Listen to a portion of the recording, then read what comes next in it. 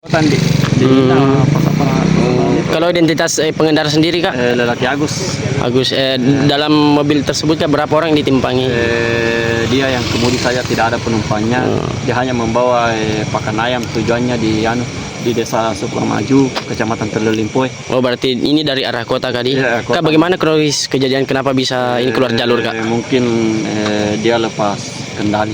Ya, lepas kendali kali. Itu sehingga dia masuk di lokasi sawah petani yang telah ditanami.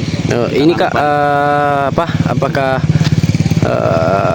keadaan pemudi sendiri itu bagaimana Kak? Alhamdulillah untuk keadaan pengemudi dalam keadaan sehat, tidak ada luka lecet atau apa ya, dalam keadaan kondisinya cukup sehat dan stabil.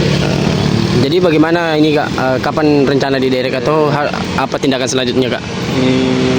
Untuk sampai saat ini kita masih menunggu mobil untuk dievakuasi ini, baik pakannya dan mobilnya. Kita masih, insyaallah kemungkinan sebentar ada balok yang akan kita pakai sehingga mobil bisa dikasih pindah.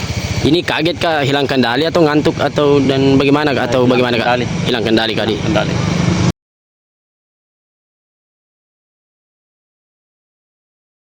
Download Tribun X sekarang, menghadirkan lokal menjadi Indonesia.